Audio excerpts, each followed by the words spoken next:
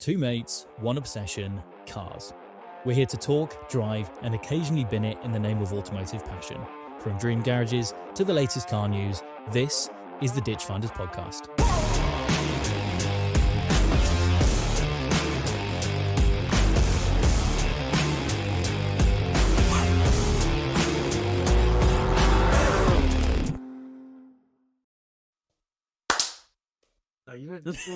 That's going to make it really hard. We're beerless. This doesn't feel right. Because we're trying to be better. Yeah. We had a few at the weekend, didn't we? I did test you. And by test, if you said yes, you would have had one, I would have had one too. You have a good weekend, mate? Get up to much? I feel like I ain't not seen you this weekend. Maybe that's why I feel so shit. Yes, this episode could get a bit hit and miss. We've seen so much of each other. We have. For good reason. I don't mind you, mate. You asked me to go to Cafe Machine last night. I did, yeah, that's a good point. That's like, hey, I've seen you 2-3 days in a row. Yeah, that's a good point, actually. Give me a day off. Talking bollocks. Yeah. We did a thing. We did Goodwood. We did. Finally got you there. Oh, mate. I say that like I go every year. I've only been once before, but it's something, isn't it? It's even better than when you watch the live streams, right? The live streams do it somewhat justice in respect of it's better because you can see the entire hill climb, see a car do the whole thing. But it doesn't give you the sense of atmosphere.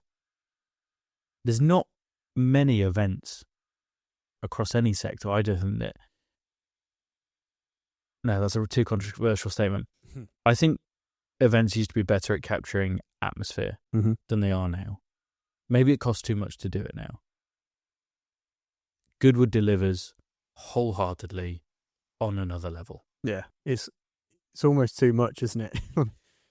Remember there was one point where we were looking cars going up the hill. There was red arrows. There was other cars going out the paddock. You don't even know where to look. You feel like you're missing it all. There was fireworks going off. Yeah, that's right. And celebrating Gordon Murray. And there was all of Gordon Murray's cars, race and road cars that had gone up, which were just, by and large, V12s. Amazing sounding V12s. So there's fireworks, there's V12s, there's XF1 cars. Then you've got fighter jets going over. Yeah, red arrows. There's smoke, there's music. Your body doesn't know what to do with it all. I know. And you've only got 1 day. Well, if you get a 1 day pass, then that's all you got to tick it all off. I think we realised that it takes more than 1 day. 2 days would have been nice. I think so. We did it all. We got round it. I thought we did make the most of it, yeah. We did do 30,000 steps. Yeah. That proves it, I guess. We walked up the entire hill from the start. Yeah. All the way around all paddocks and garages and stands, all the way up to the top of the hill, which I thought was the top. It's not. No. There's an entire second festival of rally. I don't, mate, I'm struggling to comprehend and get into words how big and awesome this event is. Yeah. It's a big event. I'll give you a chance to think about that because first we need to talk about Silverstone. We do. We've got to be ahead of ourselves there. It's hard not to, mate. So if we do it in timeline order, we had Silverstone the week before, then Goodwood the week just gone. Yes, and you actually went to the F1. Yes. It's a good time of year to be car enthusiast. It is. Or and motorsport enthusiast. Also, can we celebrate 2 awesome events in the UK? Yeah. And they're 2 of the best of their kind. I think so. Yeah. So yeah, I did go. Went on the Sunday for the race. And I think it's pretty unanimously agreed that that was a very good race and a good weekend of F1. It was an interesting race. I've almost, because of Goodwood, I've almost forgotten half of what happened. Yeah. Other than the fact that it rained about 4 times throughout the day. I was sat at chapel, which wasn't undercover. So you got wet. So yeah, noted for next year. Yeah. So yeah, I got soaking and then dried again about 4 times over the day. But anything to be out there and watch all the different racing. So we had I missed the F4, which is like 8:30 in the morning. We got there about 8:39. Okay. Straight in, really. We got the park and ride from a local airport. And then by the time we'd got a breakfast roll and started walking around to Chapel, the F3 had started. And I was very impressed with those, actually. Yeah? Yeah, without looking too closely, they don't look far off the size of an F1 car. Okay. If anything, they look more similar to F1 than F2. Because F2 have quite those really curved rear wings. They sounded really good, the F3 cars. And it was chucking it down at that race. I think it ended up getting red flagged, or maybe that was F2. But that was good racing. I didn't realise, because last year I went on the Friday to the practice, and maybe I didn't do it right, but it didn't seem you could go past the straight on the right-hand side, the home straight, or you could go round left, so you're kind of just stuck in this little section. Okay. And I was like, general admission shit, because you can't really walk around the track. And even though we did have a stand ticket, obviously we're in Chapel, which is the opposite side of where you go in, basically. And you could just walk around the entire track, and just, like, if you're general admission, you could just park up, bring a chair. It's great. We did it for the GP before. Right. And it does feel like you almost get trapped in the middle, but there are tunnels. Yes. So there's one at Cops. Mm-hmm. There's some elsewhere, but there are ways from going inside to outside. Okay. But I see what you mean. Yeah. You almost feel like you're somewhat stuck in the middle of the circuit. Yeah, for sure. It was a long walk around to Chapel, though. Yeah. Obviously, it's a big old racetrack. So it took us about 40 minutes to walk around to Chapel from the village. Big circuit. It's big. It's very big. It's kind of nice because you kind of get a feel of how bloody big it is, and makes you realise that unless you're in something pretty fast, it's going to be like driving on a runway for most cars. What did you think to Piastri's penalty? I thought he definitely didn't deserve 10-second penalty, but it was quite a violent slowdown.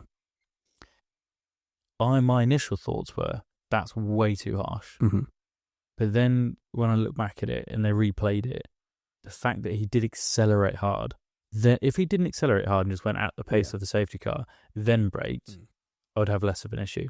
But it accelerated so hard, kicked up a load of water, so with the reduced visibility, right, and then slammed on the anchors, which is just crazy and say, and is against the rules.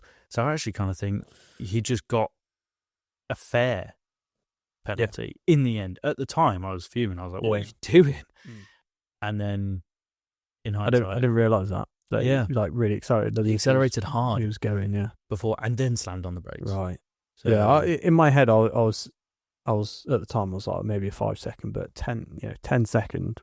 Because obviously he can choose when he goes. As soon as the lights off, the safety car are off, he can choose when he goes. So the way he accelerated was like he was going. Exactly, yeah. It's deceiving. It is. So I did feel sorry for him, though. He was really bummed out, wasn't he? And he was having such a strong race. Yeah, he was. I mean, the two McLarens were just, when you're sat there, you can tell it even more than on TV. You see the two McLarens go past, and then, because at Chapel, you look all the way, is it to Cops at the back straight, and then they turn right? Yes. You could see all the way to that, so you can see when they come around the corner. They would weave through by Chapel, and then you wait another 5-10 seconds before they even come around Cops. Really? That was kind of midway through the race, probably. So the McLarens are just leaps and bounds above the rest, really, aren't they? How did modern F1 cars sound in person? It's actually not. It's not the amount of decibels that they produce. They're still quite loud, actually. Yeah. And I was, in Chapel, you understand you're a little bit of away from the track. They are still loud. It's actually more just the sound of them. The tone. It feels very synthetic and strange. You wouldn't hear it on anything else, really. And they've got a very big, like, kind of diffuser noise, which kind of sounds cool in a way. The actual tone of the engine, it's just a bit odd, really. It's not like hearing other engine formats and going, or that sound is that engine format. Yeah. You can't attribute it to anything. Exactly. Yeah, it's kind of its own thing. I mean, we heard a few engines at Goodwood, it's fair to say, from F1 cars. Yes. And, we heard one F1 cars, didn't we? We did. So you know what they sound like as well. Would you agree? Yeah, actually I would. And you don't get quite as excited by the sound, do you? Not at all. We were spoiled. We had V8s, V10s, V12s. I was still getting over that slightly. But yeah, I really enjoyed the day. It's not cheap to go. But that first lap when they're all coming around at the same time, and then obviously with the rain later on in the race, we saw when Verstappen first made that mistake right in front of us and lost some time. And I think that's when Lando overtook him possibly. Yeah. And just later in the race, you just see that, Charles Leclerc just flying over the grass because they just can't get the grip around the corner. Who else was it that did a 360? Was it Russell? Did It might Russell be Russell, yeah. 360 Yeah, I and think perfectly straight before hitting Yeah, the it was perfect, wasn't it? Yeah. So we saw loads of those moments. You can just hear the whole crowd go, like... I was expecting more from Mercedes. Yeah. They were really poor. And usually they go really well around Silverstone. Didn't we... Didn't I say, or you said Russell? I said Russell. Yeah. I think I might have said pole for Russell. It's just a mixture of strategy and not being able to get the pace, right? Not great. Well, considering Lewis won there last year in a Mercedes. Yeah. Lewis did well. He did well, yeah. It would have been so nice for him to hunt down Hülkenberg and get that podium. Yeah. Because it's something like 13 podiums in a row he's had at Silverstone. It ruined his streak, didn't it? It did. But also on the other side of things, it's really nice to see Hülkenberg get a podium. So yeah, that was really good to see. And all the crowd were buzzing for him, to be fair. I think the main thing as well, it's just nice that a UK event and the UK Grand Prix delivers once again on it being an exciting race. It's almost an inevitability at this point. It is. That it's going to be a good race. And that pays dividends to the track and the history of it and all. Not to compare F1 to Goodwood too much on this episode, because they're completely different things, but we spoke about this, didn't we, at Goodwood? Value for money as an automotive event. And we were saying, Goodwood ticket's not all that cheap. But when you compare it to an F1 ticket, it's insane value. It's crazy. I mean, the ticket I bought was $320, $340, something like that for Silverstone. Goodwood was, what, 80 quid? 85 to 90 pounds or something. And if I could have the choice between go to one of the events, money aside, if they were both free, I could pick one. I'd pick Goodwood every now and then. No. And it's so much cheaper. Yeah. And I bet the price of pints and food is a world apart as well. It's probably about the same. Really? I think a pint was like $7.75. Food was $15. Because I didn't think that the prices were too much of a rip-off at Goodwood for food and drink. No. It's kind of London prices, isn't it? Yeah. In a way. Yeah, I mean, food for me was 13 quid. Pint was $7.85, so just under 8 quid. When you're out. Yeah. It's one of those, you pay 8 quid for a ticket, you can... I was about to say, and to be fair, you're not far off that at some pubs now. No, it's absurd. It's crazy. So, yes. Are we happy we've covered F1? Yes. You had a good time? Very good time. Would you go back next year? I do want to go back. Like you say, it's the thing for me, I couldn't care less about the money this year because it was bucket list. I needed to go to Silverstone at some point. Yes. And it was good time with my partner and her mum, who's F1 obsessed as well. The three of us were keen to go. So whatever the cost, really, we were going to go. And I said to Lucy on the way out, I was like, I want to go next year, definitely. Yeah. But it's more of I'm actually going to assess the money of it next year and be like, is it worth it? Blah, because blah. You have done it now. Yeah. So I'll just play it by ear, see how financially afloat I am this time next year. Yes. But Goodwood, I could book that tomorrow. Yeah. Could you? Yeah. Easily. Mad, isn't it? Speaking of which, let's get a bit more into it. Come on then. So, whilst we talk about Goodwood, I firstly want to thank Jake and your brother Luke. Yeah. Because Jake drove a lot, Luke drove a lot, and we've stayed at Luke's, which is a very convenient location because he's 2/3 of the way there, isn't he? Yeah, it's perfect. So it was ideal. We had an awesome lads weekend, and we've just discussed before recording sometimes it's quite good to do a lads' weekend. Yeah. I don't feel like we've done one for a while, so It's been a while. that was good in itself. The build up to it. I haven't been this excited for something for a long time. I was literally like a kid before Christmas. Yeah. I don't know quite why, but just the whole hype around it. The weather helped. Oh, yeah. Jeez, it was a scorcher. Was it 30, 31 degrees? 32. It was so hot. But it didn't detract from the day whatsoever. No, none of us got sunstroke. We sun-creamed up. Yeah. I've got to say, another bonus, and certain people I spoke to the event about over the weekend, the free ward stations around the place, the facilities, if we talk about the boring bits first, the actual setup of the event is so well laid out, so well catered for. The areas for food and just relaxing, and even as a punter not having bought a grandstand seat, there's still plenty of places to go and sit. Don't need a grandstand seat. You actually don't. No. It's nice, but you don't need one. It's like another 40, 50 quid, I think. But then sometimes it's nice to be in the thick of it, trackside, and have certain comments and have humour and interactions with some of the people literally as close as you can be to the action. Yeah. Which brings us on to something that happened. We've seen on social media. The marshals, for lack of a better term, on one of the track crossings, cocked up. Yes. So there's 5 or 6 track crossings up the hill where, although there's bridges, when the track isn't running at times, they will open it up to allow people to cross far easier across certain locations of the track. We were waiting for an opening, weren't we, on crossing 2 maybe? Might have even been crossing 1. They started to let us go. We got 90% of the way across the grass onto this side of the tarmac, and F1 cars just started to come down the hill, and the marshals got stuck, didn't know what to do on both sides. There's probably 20 or 30 people on each side, so 40 to 60 people just on the grass, on the track, with all F1 cars from the 50s to today. Everything, yeah. Those motorsport cars from the 1930s and all. But it was mainly kind of 80s, 90s, noughties F1 cars. It was within insane.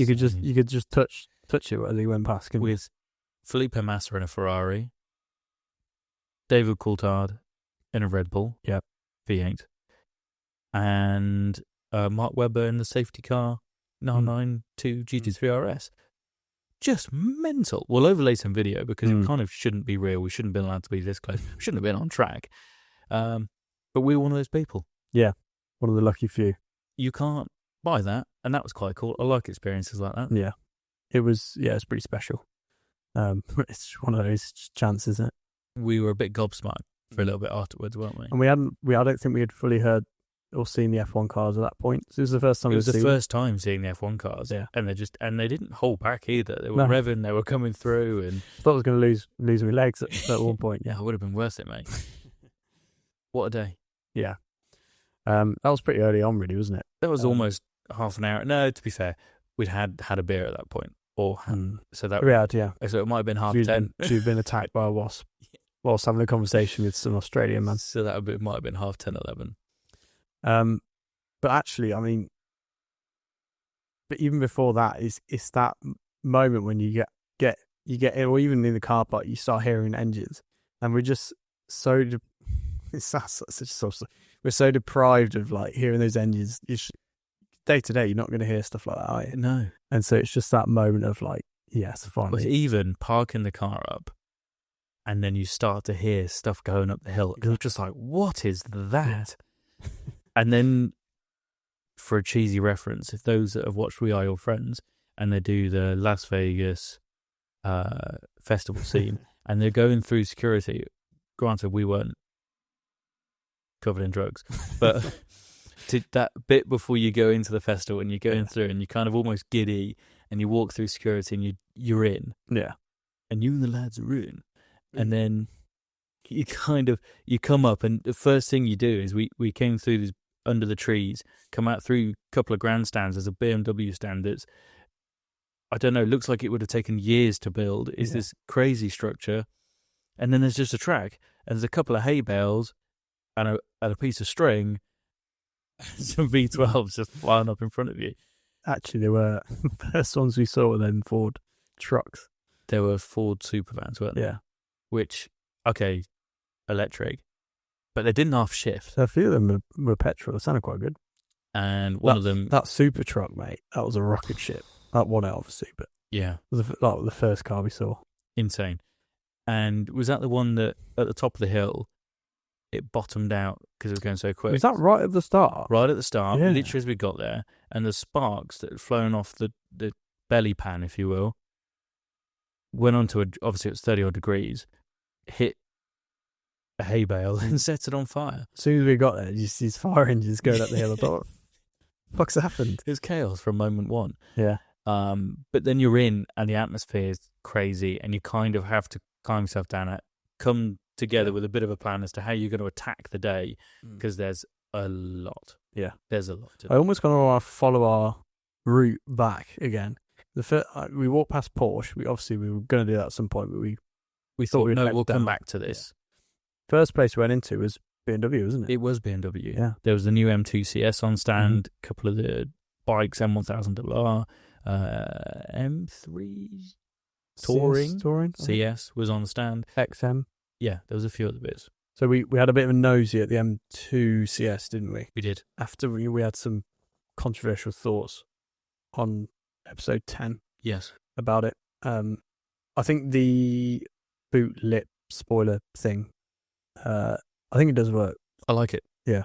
Do like it. It's one of those, you kind of get used to it. I don't like it enough to spend 95 grand on it, though. No. But it was cool to see it, and the interior is a bit more special. One thing I've noticed about new cars, in general, the new wheel designs look like the hardest things to possibly clean. Yeah. I complain about a 19-spoke wheel. They're like a 460-spoke wheel, because they're like spokes, off spokes, off spokes, off spokes. Yeah. They're full-on spider webs. And I don't know, we mentioned, again, I edited a reel earlier today about us talking about the new CS wheels, and I said I preferred the older, the old M2 CS wheels, the smaller spokes. Yeah, they look like a bitch to clean. New wheel design's gone crazy across all manufacturers. Yeah, it's a bit mad. It's all a bit much, isn't it? Just a bit. Bring it back. Yeah, rein it in a bit. Yeah. So we looked at BMW. We wanted to go onto the little hospitality bit above, but none of us had the BMW car app. So there's a thing about Goodwood, and maybe it's changed slightly this year. Doing a bit of research, and from some people I know that have done Goodwood before, it suggests that it's a common theme for manufacturers to allow you into hospitality or certain access to, or extra parts of access to stands, should you have a key of that manufacturer. So if you own a BMW and you've got a BMW key, that in the past allows you up to hospitality or viewing points, likewise across all brands. There are a few higher end brands that seem like invitation only, or quite evidently said invitation only, Lamborghini, Bentley, Ferrari, etc. It didn't quite work. We took a load of keys, didn't we? Thinking we're going to have access to everything. They changed a bit. The one we were hoping to get into most was Aston Martin. We couldn't even find the stand. I still don't know if it's a stand. I think there was. I don't know whether it was a porter cabin or a stand or what. It was somewhere. Clearly not very obvious. No. We managed to get around all the shame, though, because I was looking forward to that one. Yes. Well, I didn't see the Valhalla properly. No. Up close. But BMW this time, for more modern car customers, using my BMW app, if you had it paired to your car via the VIN number and iDrive, you could show the app, and then you could get into the bit. So we'll be prepared for that next year. Yeah. We then crossed the track, didn't we? Went over the bridge into what was a 50s to 90s F1 paddock. Yeah, it was, wasn't it? Under the kind of canopies. Yeah. Under a massive marquee, basically. There was a bit of everything there. There's a lot of like niche old F1 cars as well, wasn't there? An F1 jet car. Yeah. Some funky liveries from like Brabhams and stuff. Yep. A few of those were starting up and revving, so we had a bit of a perv over those. We did. That's a good adjective for it. We need that more often. And then we kind of mixed our way around those. There was kind of newer F1 cars a bit further up and some other Le Mans cars and stuff. Yes. As you do. David Coulthard walked straight past us, didn't he? Just walked past, gave Jake a wave. Yeah. That was one of the good things about Goodwood. You just don't know who you're going to bump into. Whether it's like a YouTuber or a driver. There's influencers and YouTubers everywhere, isn't there? You just go, oh, look at that person. Yeah. I know you. And it's strange, isn't it, seeing them in person because you consume a lot of their content. Did you not think that David Coulthard looked like a fighter pilot? Just looked like someone out of Top Gun. He had his aviators on and everything. He's a pretty cool guy. He looked jacked. Maybe he's just incognito, but he looked cool. Yeah. He's a race guy. Pretty cool. He did look cool. Yeah. He stood out. Jay got away from him later, didn't he? He did. And then when you high-five Mark Webber, you didn't even realise until after. I know it. It's just somebody in a 992 GT3RS safety car was weirdly close to the barrier. Everyone was going down the middle of this lane to park backup supercars, and the safety cars followed them in afterwards at the bottom of the hill. And then everyone's going down the centre, and it's kind of wide enough to fit two cars, isn't it? So everyone's centre, there's half a whole car's width either side of these supercars, hypercars, and crazy stuff. All of a sudden, you've got this GT3RS trying to put it in a barrier, and a guy hanging his hand out, high-fiving people. And there's only a couple of us on this side, whereas there's far more people on that side. So you always didn't want to leave him hanging. Yeah, and so I just felt bad for the guy. Gave him a high five, and as he did it, it was Mark Webber.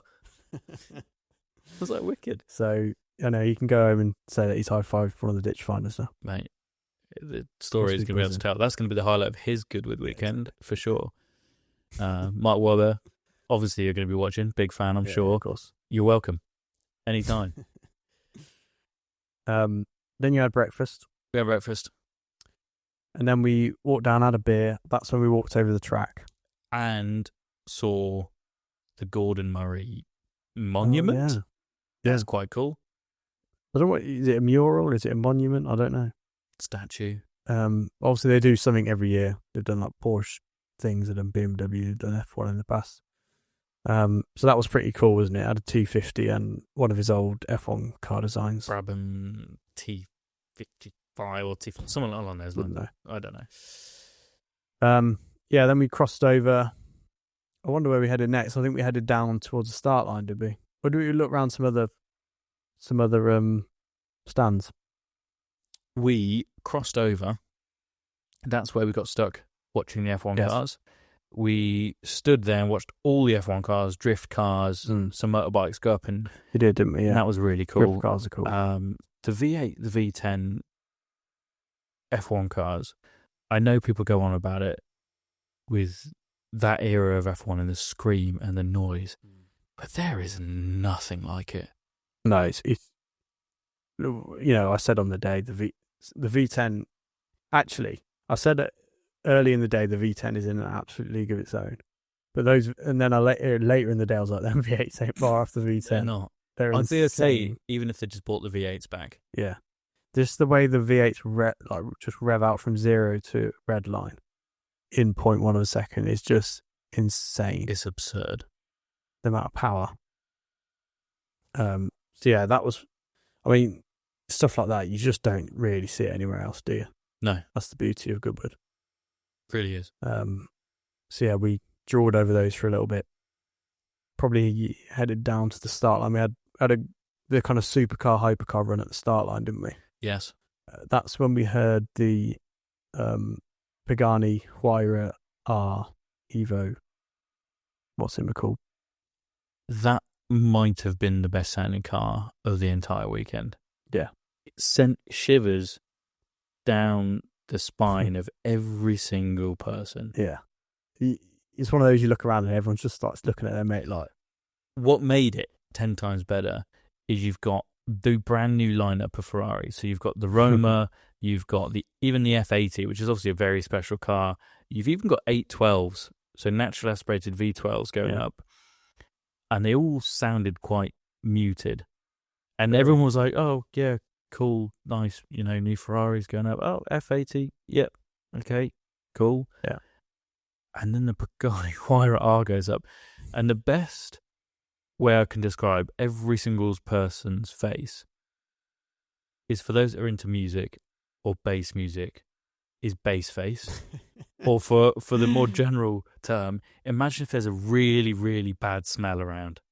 That face you pull, everyone's face, it was just looking around, pulling that face. Couldn't believe what they just heard. Your brain loses control over your cheek muscles, doesn't it? Really does. You just cannot help but be like, what was that? It was amazing. It was one of the most beautiful sounds I've ever heard, and it was so loud and so ferocious. Raw.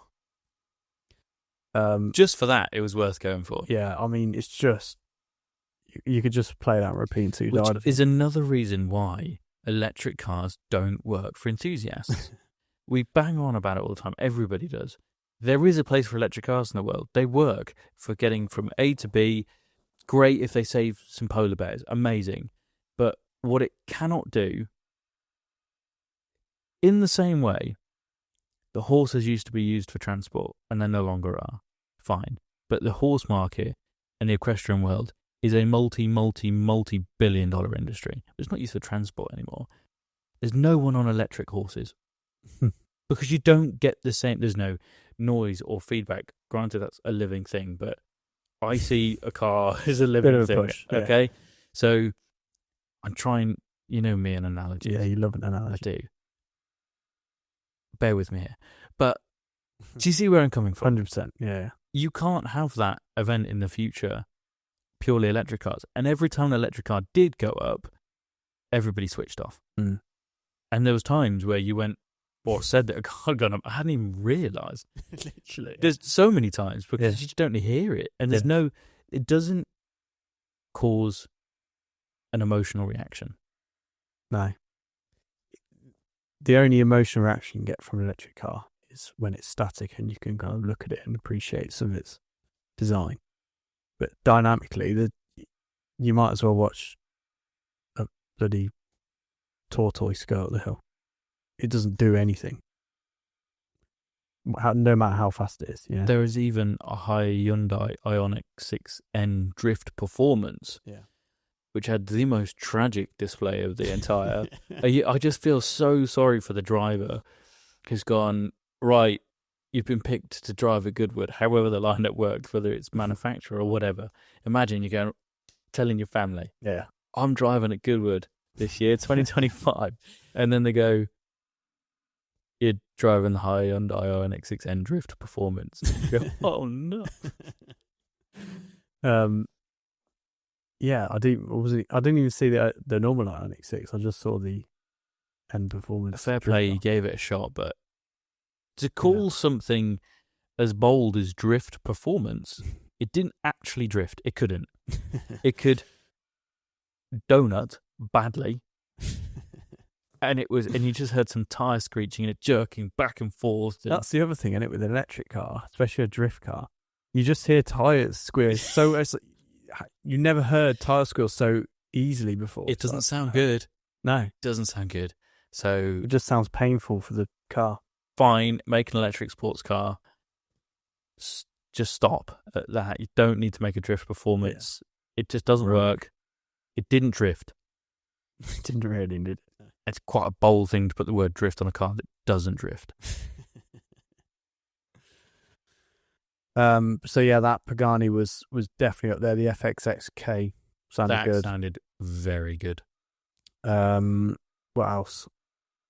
I tell you what, the surprise of the day was that Jaguar retro mod. TWR? Yeah. Tomcat. Oh. That, we heard it first and we were kind of walking quite far up the hill. We couldn't see it, could we? Yeah. And we were like, what is that? It was screaming. And we realised it's that Jaguar retro mod job. Essentially an XJS, isn't it? Yeah. How much is left of an XJS, I don't know. But I presume it's basically a straight white V12. I don't know how that's road legal with that. It was so loud. It was amazing. Yeah, that was awesome. That's up there. That's probably in the top 3 for me. Yeah. And surprise of the day for sure. That was surprise of the day. I'll give you that. So yeah, we saw some Ferraris. The F80 looked quite good actually. It did. Looks menacing. But very quiet, as you'd expect. Very quiet. 296 Speciale and 499 XX. Not 499, sorry. SF90XX. Yes. And 296 Speciale. Oh, the SF90XX looks amazing. I think proportionally, it's a good-looking car with the wing and everything. I think it looks more aggressive than good-looking. Yes, I'll give you that. Yeah. It's kind of just, it looks angry. Yeah. And I like that. It looks good. And then it Dysons it way up the hill. Yeah, it had a bit more to it than 296, but it still wasn't shouting a whole lot, was it? No. The Dolce Cilindri, you could hear the V12 tone, but again, muted. Yeah. And then was the new Amalfi going up, or was it Aroma? Can't remember. Well, this is it. They've launched the Amalfi and then put Aroma on the stand. Yeah. We said it on the day. It's the same with the Maserati. I can't even remember what it's called now, but they basically done the midlife refresh of the MC20 and just given it a whole new name, like it's a new model. I was just like, just give it a facelift. You don't need a new name. There's enough cars to remember already. Yeah. It looked good though. The GT2 was quite nice. GT2 Stradale. That was cool name as well. Yeah. Very Italian. Maserati had a bit of a presence. We didn't see many Bugattis. They had the Bolide. They did. The Bugattis weren't really, they were static. So in what was some kind of concours event, there was just 9 Veyrons. Loads of Veyrons. I was like, okay. Yeah, fair. Did it odd. confirm your pick that it was one of the ugliest cars? If anything, I think they're even more ugly than I did before. It's in certain colours in it. It looks like a clown car. It's not good. It's not pretty. Unfortunately to say. Yeah. But following from the bottom of the hill, we started to make our way up again, didn't we? So we went at a spot of lunch halfway up. Plenty of water stops, plenty of wheat stops, and then all the way up top of the hill for an ice cream stop to get to what we thought was the top of the hill to go, oh no, this is just the start, a teaser of a bit of an off-road stage before then getting to the bit of rally stage. Yeah. And for a sign that says a 10-minute walk to the rally stage, which is wholly inaccurate. Probably was not much more than maybe a 10-minute run. Because it was uphill, it was just felt like forever. Obviously, when you watch it on TV, you see it go around that left-hander towards the finish line, and then you see it shoot past the finish line, and then before you know it, it's turning around at the top. You don't realise how long that bit is between the finish line and the turnaround point. And I understand why it's called the hill climb. Yes. It is actually on a hill. It looks very flat on camera. And I heard them say on commentary, it's when they obviously you go down that main straight where a lot of the grandstands are, then you turn around that left-hander. They said on the commentary that's where the hill climb really starts. Yeah. Because that's where it gets really steep. It does elevate slightly going up there, but then it really kicks off. So we were all puffing by the time we got up to the top. A little bit. It was quite interesting to see cars coming around at the top. Yes. So I didn't get to see that last time. And you kind of see all the drivers getting out, hiding in the shade. And it's way further up than you think. It is. Really is. So I think we saw the F1 cars at that point, didn't we? A cool note, and worthwhile doing, is just as much a part of the festival in my eyes, is the supercar car park. Mm. Oh, so we did it on the way down. We did on the way down, where you can also get the tractor shuttle up to the top of the rally stage. We're so glad we did it in the end. Yeah. Because you just would have been a different colour. You just need a long replacement. You need a hazmat. Just so much dust. The amount of dust is hilarious. So we made the right call in walking. It was worth it.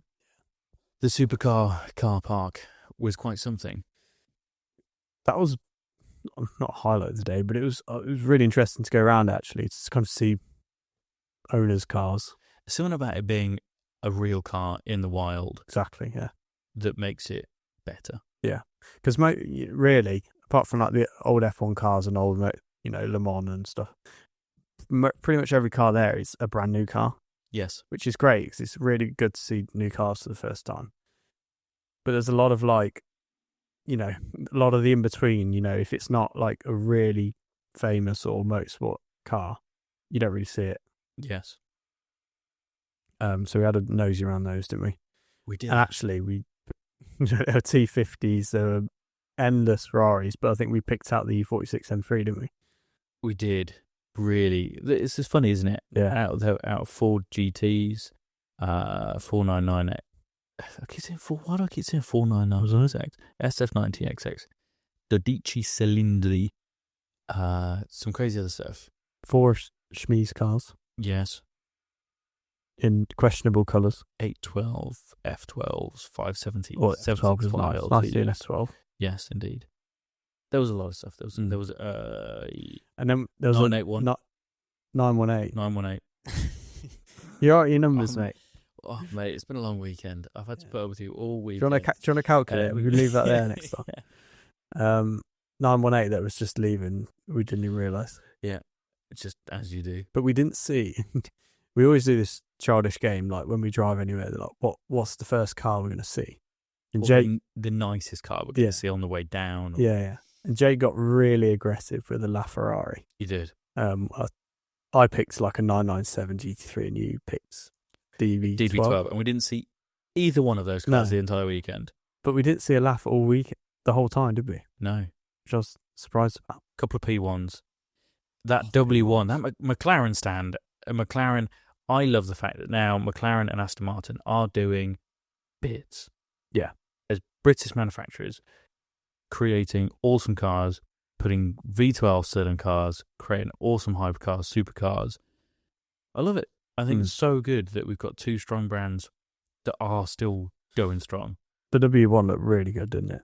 I not dismissed it, but really wasn't that interested. In the same way that I wasn't in the F80, and I'm not that fussed by the F80 still. That's one thing I liked about McLaren. Another stands like BMW, which is more of a accessible brand. McLaren had a stand that you could walk around as a punter. Yeah. There was no snobbery. Yeah. It was very open, wasn't it? Super open, walk around all the cars. They had a P1, a W1, an F1. Yeah. And then a few other bits. They had a Artura, they had a 750. Great stand. And it made you more engaged and felt better about the brand. We were all quite interested because it tells a lot about a brand and where they try and position themselves in the market in terms of the stand designs. Yes. They go to town with it, don't they? I mean, BMW had I want to say, is it a CSL? You know, on the top of their container. I can't remember what it's called. I should know that because I'm a BMW fan. They had one of those on the top there. Quite a few brands that lent on the heritage, didn't they? They did. Audi with the Quattro. They had like a Audi Quattro on the ramp. Yeah, Honda had everything from what seemed to be boats and motorcycles and cars all over their stand, so that was cool. Hyundai just had a warehouse. It just looked like a big Amazon warehouse as their stand. Is it an Amazon locker? Yeah. I can't even remember Hyundai. It was just a warehouse with Hyundai written. Maybe I don't remember it. And like a big hangar open door. We got to talk about Jaguar Land Rover. Okay. Jaguar got a lot of flack again, didn't they? Mm-hmm. On social media, on their Goodwood stand. I have to come to JLR's defence a bit here. Their stand was one of the best stands. Oh, it was cool. And I like the minimalism. There's like three Land Rovers obviously representing each sub-brand. The Jaguar Type 00. Yeah. It was very simple, very effective, I thought. Very elegant. But each environment. Yeah. They create an environment. It was an environment each. For each of the Especially cars on stand. They had an entire room per vehicle tailored to it. And you could open the door, sit in it, go in it, get talked around the vehicle. Then out the back, what was some kind of patio, a runway, patio lagoon area. Oh yeah, it had like water features. Yeah, it was cool. It was amazing. But then they had lineups of Range Rovers and Land Rovers for you to look around and talk to various reps about.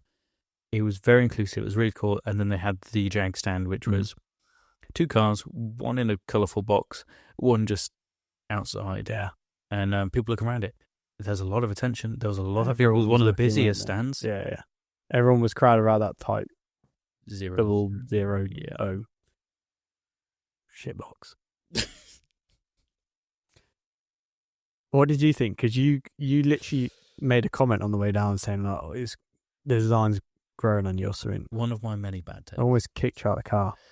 Yeah, I just don't know. I don't know why you hadn't, lack of a better term, grown on me. But I liked, especially the front end. It looked quite cool and quite sharp, and I could see a future concept design in it that didn't offend me as much as it did originally. And then I saw it in person. It's as big as we thought. It was bigger than quite a few boats. Yeah. Had the air conditioning unit on the back, which I noticed. It looked like something out of Star Wars as well, if you think about it. I don't know. It's a different direction, isn't it? You can't compare it to anything previously. But, hey, they're creating a lot of hype. I've got to give it a lot of attention, yeah. Any press is good press. I guess so. I really want them to do well, but it's just such a transition. It's just hard to get your head around it, isn't it? It is. So yeah, hopefully they'll stay afloat. And I saw these LinkedIn posts recently about the sales. People being dramatic, like, oh, the rebranding hasn't worked. They've got 0% car sales this month. I'm like, yes, because they haven't made a car in fucking ages. They don't have any new cars. Any reason to gaslight people. So jarring. It is. So yeah, JLR had one of the better stands. Surprising, and it was really good to see. Lotus. Next. It's hard because they put one of their... I don't want to be too harsh. Piece of shit. This electric, brandless Pebble on the stand next to some of the greatest cars ever made. Yeah. And F1 cars made. Tough watch. And it offended me because you can't try and use the heritage of something that's completely different. You just can't do that. You can use the heritage if you're tapping into it and you're extracting it and you're making it a modern version of it. But they're just doing it for brand value, for badge value. It means pretend nothing. they're still British when they're Chinese. It means nothing. Yeah. And I found it offensive. I was literally going to say that. It's that they, I'm a marketer myself, and if I was working for them, I would definitely lean into the heritage and the motorsport culture, whatever you want to call it. But the product doesn't represent that, so it's just cringe and just means nothing, doesn't it? Well, they haven't rebranded. At least Jaguar's rebranded. Yeah. They've gone, we're doing nothing like where we were before. It's a rebrand. But that's all Lotus have got is the brands. Yeah, but Jaguar aren't they're not putting old F1 cars on the stand. They're going... At least they're committing to it. They're committing, right or wrongly. They're doubling down and saying, this is new Jag, everything new. Yeah. And they're not having an F-Type and an old F1 car on the stand. That's exactly what Lotus have just done on their stand, and it was not good. They had a concept car that isn't anything or hasn't been shown anywhere else or doesn't do anything other than, hey, it's a carbon monocoque. Well, great. Every fucking manufacturer's got one of those. I was so frustrated. I didn't like it at all. But then they had some beautiful Emiras and Exiges and it's like, well, that's what the brand was. Yeah, it's a funny one with Lotus. They're not in a good place. And I guess that was reflected a bit at the weekend. And the stand wasn't busy. No. It was quite a sad feeling around the stand, wasn't it? It was like people were there. It was dark, wasn't it? The stand was dark. It was quite solemn. Whereas you go to a lot of the other stands and it's pretty upbeat. Honda had a DJ on the stand. A few of them had DJs. A few of them had DJs and everyone's vibing and it's great and it's cool. Honda, actually, it was quite good. The Prelude. Yeah. Although it was quite nice. It was okay. It didn't have an exhaust hanging out the back, but no, it was a bit soft. It was a bit safe. Yeah. You said that to the guy. I did. He wasn't expecting that. He was like, "Hey guys, what do you think of the car?" I was like, "Bit basic." He was like, "Oh." I was like, "How much is it going to be?" He was like, "I don't know, like 50,000, 60,000 pounds." I was like, "For that?" So yeah, he didn't really. Better to be honest. Yeah, you know me. But then, yeah, the DJ was blasting music. DJ was vibes. Yeah, we looked around a few of the grandstands, didn't we? As such, Oh, mate, just the overall event, the overall atmosphere. If you've got £90 to spend on a day out, specifically for automotive, I don't think you can put your money anywhere better. Yeah, obviously as long as you can get there. For all ages, yeah, all access, all people. Even if you're not that into cars, I think it's an amazing spectacle. Literally, I could bring my girlfriend to that. Or your She'd mum. love it. Like, you could take loads of people. They might not want to walk 30,000 steps to go and see every element of it. That would be better over 2 days. Go and do the bits that they might be interested in and see some cool and exciting stuff. But the other thing is, it's not like one car's going up the hill, you're waiting for the next.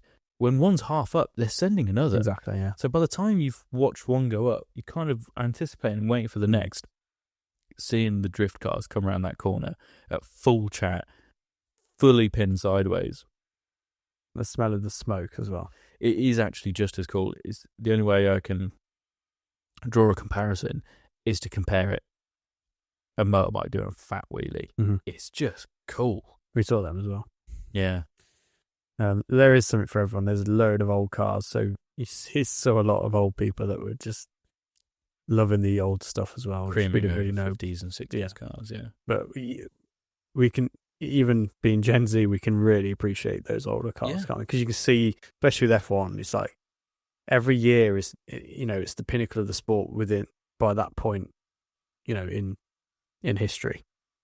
So it's really cool to see the progression. There's a lot of people there and it is busy, but it's so big and so well laid out that there's no real bottlenecks or pinch points or places where you just can't see anything. No. It's so good. It's perfect, isn't it? It's really good. I guess the only other one we haven't talked about is Porsche stand. I was a bit disappointed about the Porsche stand. Really? The best bit about the Porsche stand is that they had a Porsche customer car park. Yeah, that was cool. They had loads of GT products, which was nice. They had the new electric Cayenne on the stand. Didn't even notice it, I can't lie. Exactly, yeah. Again, they just had a DJ, so I was just two-stepping. Vibing. Yeah. It's funny because I went 6 years ago and pretty much everyone's still in the same place, all the brands. Okay. Like Porsche always have that little corner there, kind of on its own. Yeah. Same with BMW, they're always trackside, I believe. McLaren always have the same place. It's funny, the theme of the different stands. So some of them were more like race focused, others were more like lifestyle focused. Porsche, it was like being in someone's living room. They literally had the thickest pile of rug you've ever seen and just stuck a 911 on it. Yeah, they did, didn't they, on that rug, I don't really know how to feel about this, but cool. I'd have one in my living room. Yeah. Whereas BMW was really industrial and it was almost like it was made out of containers. And, whereas like Honda was more like a traditional show stand. It was just really cool. Whereas Alpine just kind of had some cars in a field. And it was like... But still cool. Still cool. Yeah. It was all different and all this... It was not like when you go to an exhibition at the NEC, all the stands are really similar because you've only got so much parameter that... And they kind of all just go for the same sort of show stand that they probably take all around to all the indoor shows. Yeah. But Goodwood, I got to say, all the stands were so different ways of getting in and around them and experiencing the car. So, yeah, it was just as good as last time, if not better, because it was the four of us there. If there's nothing to note more about the actual event, we left at about 5:30, didn't we? Beat the worst of the traffic. Yeah. And we're kind of all quite quiet. We're all taking it in, aren't we? Yeah, I forgot about this. We're all quite quiet. We're taking it in, put a couple of tunes on, and you're just there, and it's still a beautiful day. The sun's there, and you're kind of looking out the window. Things are almost in slow-mo because you're just trying to take in the day. And then we're pulling up to a junction, and a car goes past, doesn't it? And it was a Koenigsegg Jesko. Yeah. And the inner 6-year-old in all of us, without even thinking, our reaction was... In harmony. We all in harmony. Just went, whoa! Just like couldn't help ourselves. Like kids that have seen the first supercar in their lives in person. And then we spent the next 40 minutes chasing it, trying to get behind it. It was so good. It just topped off the day so well. It summed up everything. And actually seeing, we'd seen the latest Koenigsegg, I can't remember what it's called, going up the hill. But actually seeing one on the road is just like... In the wild. It's just surreal, isn't it? just brings out just child the in you. width of it and the wing compared to everything else. It We was had that V8. nuts. And see the reaction of just general road users. Every So single you can see, a lad in his chavved out Golf, absolutely loving it. And then you've also got a lady in her Range Rover Velar going, holy crap, what is that? Everyone knows that's worth some money. Kids on the side of the road, jumping, running. It was just like, that's what it's about. That was actually more fun than looking at the car. Everyone would be like, whoa. It was so cool. Yeah. So yeah, I remember what I was going to say now. It makes us both want to get more access in the future, right? It does. That's like our goal now, isn't it, for the next year? It was a bit of a dream, really. I want to go up that hill. I want to be a passenger. Oh, mate, that is a goal and a half, I think. That would be cool. So yeah, who knows? A couple of years down the line, maybe we'll be getting a hot lap up the hill. It'd be insane. But yeah, just top event. Thoroughly recommend if you haven't been already. Just go next year. Just make sure you can get there. You will not be disappointed. And get there early and just run everywhere, because you could basically run the whole thing and you still wouldn't complete it. Yeah, if you can, go over 2 days. Also, because I'm not usually a massive fan of events, especially huge events with lots of people. Yeah. I'm not a people person around lots of people. I grew up in the middle of nowhere in Wales. I struggle. It's still good and amazing and well spaced out enough that even if big events you aren't a massive fan of, you will still go and enjoy and have an amazing day. So don't let that put you off. Yeah, absolutely. So to move on to my dream car garage, which I have no idea about. To be honest, I'm going to wing this a bit, but I thought I'd keep it on the theme of Goodwood. Nice. You are the Duke of Richmond, who owns Goodwood House and the surroundings. Probably has quite a nice car collection already amongst his art collection. I imagine. And you get approached. Someone comes over to you, a very mysterious person comes over to you and says, thanks for hosting the event. As a token of my gratitude, you can have any 3 cars from this event to add to your collection. What? Any 3. Any 3. Shoot. Oh, that's such a hard hill to top. Okay, well, Huayra R, Evo, whatever it was, 100%. just the most insane thing ever. I'd have one of those. Dude. Put you on the spot. You got to have an F1 car. I'd have the V8 Red Bull F1 car. Yeah. I just thought it was awesome. Yeah. And I'd just go up and down the hill in it. And I'd go and do track days. I'd get it road registered and I go to Mackey's and Starbucks drive through. Do you know that video? It's like, you won't know that I've won. Yeah. But there will be signs. The lottery. There will be signs. Yes. I'd have that. And then a third car. There's too much to think about on the spot. I'd probably take, because you can't probably use the Huayra R on the road. So I've got 2 cars here that I can't use on the road. Do you know what I probably would take? It's, as a an actual road car, production car that had quite an impact on me, was that black P1 on the stand. Yeah. That just looked amazing. That will never age. That is one of the most beautifully designed cars. So curvy. And you can use it on the road. It is, by and large, a usable car. Stunning, aren't they? Yeah. That really stood out to me. It's a good shot. I loved some of the stuff in the car park. There's the reason why that's so hard to answer, because the sheer number of awesome cars that have gone up that hill. Those are just 3 that stood out to me. Yeah. No, I think that's 3 very honourable shouts. What have you got? Tell you what we did miss to talk about was T50S. Yeah. That sounded insane. It did. But actually not. I'll still say the Huayra R Evo is better. It did, yeah. I would take the Evo as well. I would take one of the Ferrari V10s. I think there were 2 there. F1 cars. Yes. Either or. Yes. Unfortunately, I'm not that clued up on which is which and the history of them. And again, I would probably go down the route of you in terms of a road car. Oh, that is tough. I'll tell you what I did like. I love those Lances. Yeah, so there was we need to find out who modified them, retro mod thing. It's a retro mod, yeah. Oh my God, they looked amazing. Yeah, it looked really even in a similar way that the TWR Tomcat looked really good. Those new headlights, aggressive style. So long, isn't it? So long. But I like that, yeah. Yeah, so they were pretty cool. Not fancy the Jesko. Yeah, because after following 1.0, Had quite an impact. yeah, the Sedir Spear or whatever the hell it's called. I'd have that. Nice. That's the fastest production car to ever go up now. Really? Yeah, got the record. Not bad 3-car garage, that, mate. Yeah, not very practical, but worth a hell of a lot. Sod going up the hill. I want that as my reward. Yeah, that was my Goodwood experience. Yeah, literally. Yeah, what 3 cars do you want, pal? So yeah, there you go. I thought we'd just keep it on theme. A couple of things I want to talk about, news-wise. So we will skip through some news.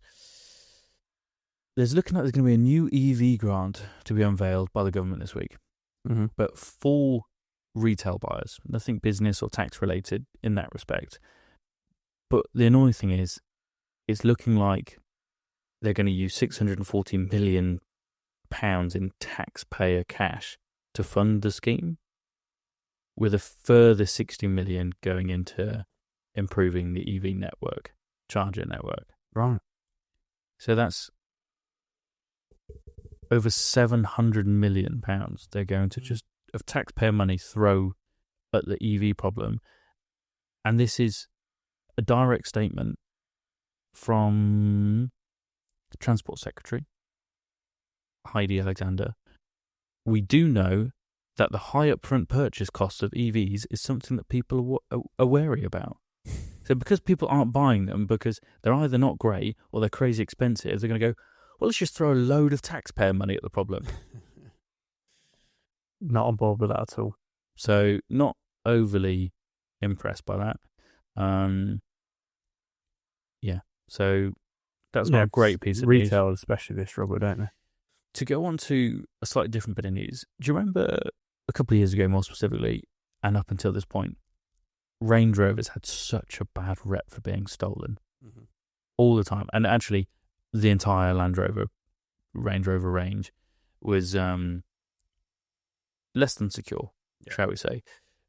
Nobody would insure a Range Rover in London, and it was like the most stolen car in the UK. Things have changed. Firstly, how many cars do you think were stolen in the UK last year alone, the year of 2024? Bloody hell. Have a stab at it. 20,000? 61,000 cars. Wow. That's quite a lot. Were stolen in 1 year. What do you think the most stolen car was?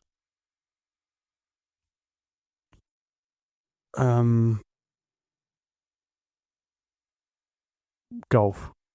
And 4,719 thefts. The Ford Fiesta. I did briefly come across my mind because it's so common. Yeah. Is the most popular. Wow. Second-hand car with 306,000 sales in 2024.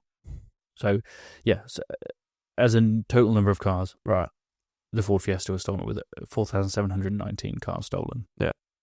What do you think is the most common brand to be stolen in 2024? Obviously, previous year and years were Land Rover, Range Rover. Right, yeah. What do you think and this might surprise you, what do you think the most stolen brand was? My head goes to VW or BMW. Lexus. It's quite a big problem. They've got something like 6 of the most stolen cars in the top 10. They've only got 6 UK cars. I know, in the UK. So if I run through a bit of news here, the Lexus ES300 is the most likely to be stolen, with 1 in 30 cars stolen. in 2024. 1 in 30 Lexus ES300s will be stolen. You're joking. Or were stolen. Is it because of like the keyless entry or something? Followed by the Lexus RX 450 and the Mercedes GLS. They've both got a theft ratio of 1 in 39. Bloody hell. That's not a lot.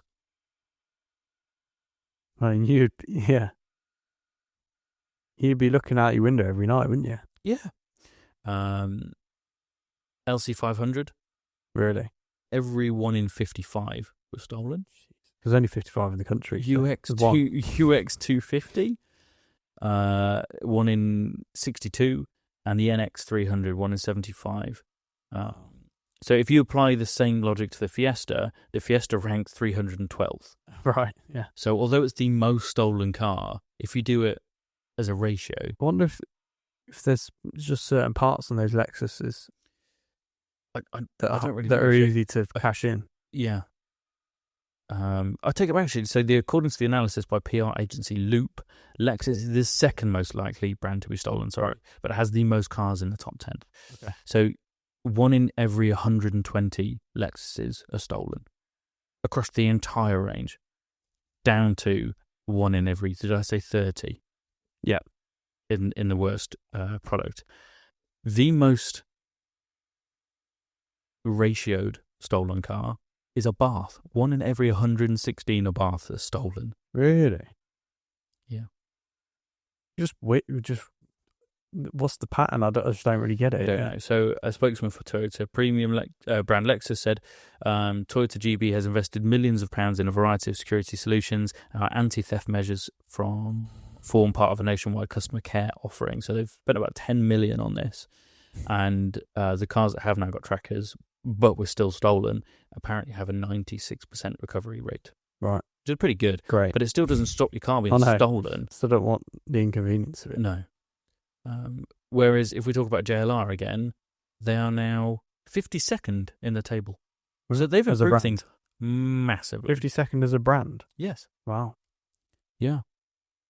So, and that's behind things like the Bentley Bentayga that was 36th. Mercedes GLS gets stolen a lot. Right. So it's really interesting. Is that like the sport, like the big SUV? Mercedes. Yeah, with a weird back end, I think. Yeah. Yeah. It's like the, what do we call them? Oh, no, it is essentially the big boy. Okay. Yeah. Yeah. So, yeah, lots of them get stolen. But yeah, Lexus and Abarth not having a good time with things with cars. So if you, which I can imagine, if you try and get insured on a Lexus now, yeah. Imagine if you buy one of the Lexuses that, if you've got an insurance company, and it's one of a good selling Lexus model, hundreds of those are going to be getting insured. It's going to go, well, how many of these are going to be stolen? Yeah. Well, 1 in 30. Yeah, 1 in 30 chance of be cashing this out. Yeah, so surely the insurance premiums on those are going to be insane. Yeah. I'm glad I stopped working for them a couple of years ago before this happened. Yeah, so they're having a tough time with things. Range Rover, Land Rover really turned things around, which is good to see. Yeah, it is good to see. It was a big problem. I felt sorry for any owner because the insurance is ridiculous, but they also couldn't get out of it. My mum had a Range Rover nicked. Dropping a shit, yeah. Yeah, at the same time, my mum had a Range Rover nicked, Range Rover Sport, and her Discovery 5 has now got Ghost Mode, Ghost Protocol, whatever you want to call on it, to try and deter. But when the thieves realise that they can't take the car anywhere, they just slash the seat. The Stanley blade. So they ruin the car anyway. Such bastards, aren't they? Yeah. So that's a little bit of news for today's episode. Good. Thank you. All very political and extremely. Oh my God, it's almost as bad as your do. Oh, it's not my episode today. No. I'm not even going to say the point. I don't even know what I was going to talk about.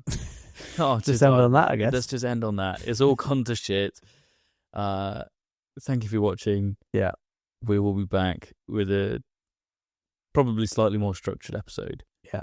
We just wanted a debrief from Goodwood, didn't we, really? Feel like I need a week off just to get back to normal, I think, with it. But we didn't stop talking about cars the entire weekend. And now Jake's sending through his short list of cars he wants to I think buy. we've inspired. We all want to buy cars. We all want to buy cars. But then, to top us talking about cars, so we talked about cars the entire journey down. Yeah. To Luke's, then to Goodwood, then round Goodwood, then back to Luke's and to the pub whilst we're at the pub. Then someone had an epiphany 2 pints in to go, we need to watch Tokyo Drift. So we went straight back to Luke's, watched Tokyo Drift. And then we spent the next day talking about cars whilst playing mini golf. Crazy golf. Been pretty car heavy. Yes. So we like it, I guess. But then I took my car to get its tracking redone. So I wish I had a Cayman R, but I've put a Cayman R geometry setup on the front. Yeah. I changed the rear tyres, so the car's had a bit of work done. New tyres, 275s instead of 265s. New wheel bolts. I've got some centre caps coming in the post whenever they turn up. Yeah. Then the problem I had with noise and squeakiness and metal on metal fixed, which is good.